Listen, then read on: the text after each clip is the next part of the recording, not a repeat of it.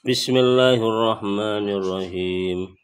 Qala al-musannif rahimahullah wa nafa'ana bihi wa ulumihi fid dini wad dunya wal akhirah.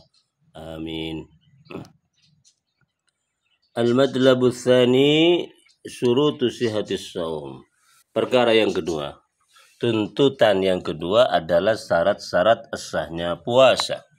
Istaratu al-Hanafiyatu li sihatis shaumi suratan salasatan, mensyaratkan Imam Abu Hanifah madhab Hanafiyah akan sahnya puasa itu pada 3 syarat. Hiya an-niyatu, yang pertama adalah niat. Wal khulu amma yunafis sauma min haidin wa nifasin, dan sepi atau suci dari hal-hal yang bisa merusak puasa seperti haid dan nifas. Wa amma yufsiduhu, dan segala sesuatu yang bisa merusak puasa. Fa idza hadatil mar'atu aftarat wa qadat, maka apabila wanita itu haid, aftarat wa qadat, maka puasanya batal. Wa qadat, dan dia harus mengqadha puasanya.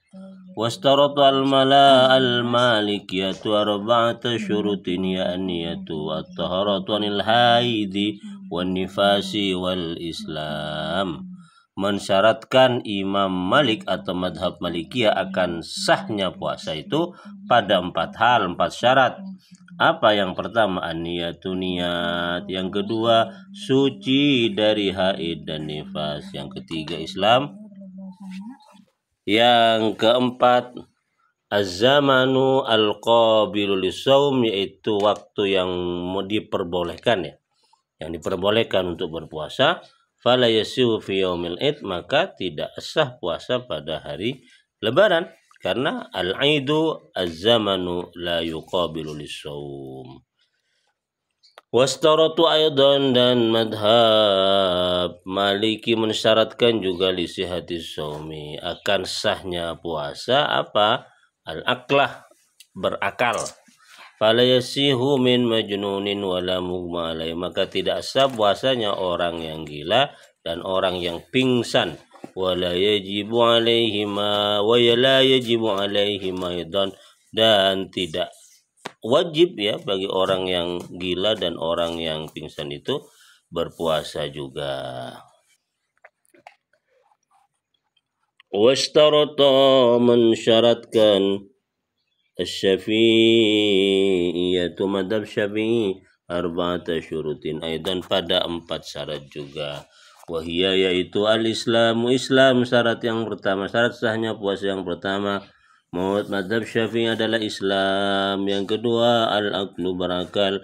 Yang ketiga, wan naqu anil haidi wan nifasi jami'an nahar, yaitu suci dari haid dan nifas sepanjang hari. Yang keempat, an-niyatu, niat. Fala yasihu, maka tidak sah saumul kafiri, sahnya puasanya orang kafir, wal majnuni, dan orang gila, wasobi, dan sobi, ghairil mumayyizi, yang belum tamyiz, wal haidu, dan wanita yang haid, wan nufasa, dan wanita yang nifas. Wastarata al-Hanabilatu suratan salasatan, mensyaratkan madhab Hambali akan sahnya puasa itu pada 3 hal. Yang pertama, al-islamu, Islam. Yang kedua, an-niyatu, niat. Yang ketiga, at-taharatu, suci. Anil haidi, dari haid. Wan nifas, dan nifas. Wa yadharu min dzalika, dan nampak jelas dari hal tersebut, annal fuqaha, sesungguhnya ahli fikih, ittafaqu, sepakat, ala istaratin niyah, akan mensyaratkan niat terhadap sahnya puasa. Jadi yang kedua yang juga disepakati oleh para ahli fikih yaitu apa? Wat taharati, harus suci, minal haidi wan nifasi, dari haid dan nifas, jami'an nahari, sepanjang hari. Wa ammal Islam, adapun Islam, bahwa syaratu sihatin, itu merupakan syarat sahnya puasa inda jumhur, menurut jumhur ulama. Wa syartu wujubin, dan termasuk syarat wajibnya puasa indal hanafiyati bayyana kama bayyana, sebagaimana yang sudah kami jelaskan. Jadi perbedaannya, kalau Islam itu menurut jumhur ulama itu termasuk syarat sahnya puasa. Kalau tidak Islam maka tidak sah puasanya. Sementara menurut pendapatnya madhab Hanafiyah, Islam itu termasuk syarat wajibnya berpuasa. Ini sudah dijelaskan ya. Konsekuensinya ini beda. Kalau Islam sebagai syarat sahnya puasa dan Islam sebagai syarat wajibnya puasa.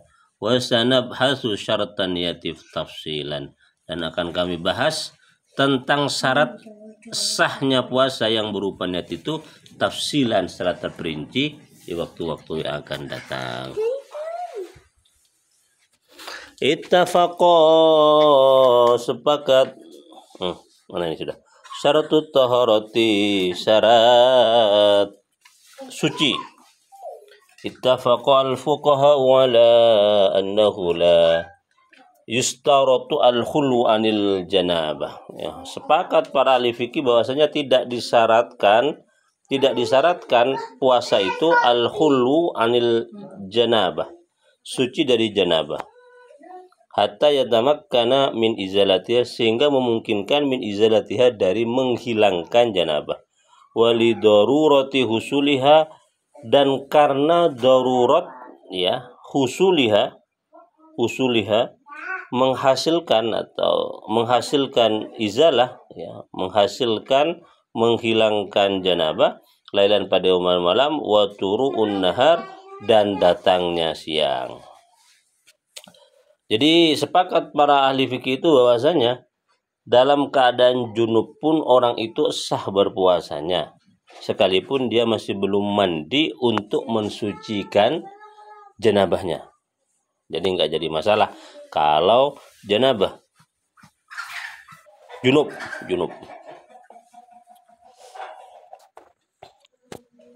Walima dan apa rawat yang meriwayatkan Aisyah Sayyidah Aisyah wa Ummu Salamah dan Ummu Salamah. Anna Nabiya, sesungguhnya Nabi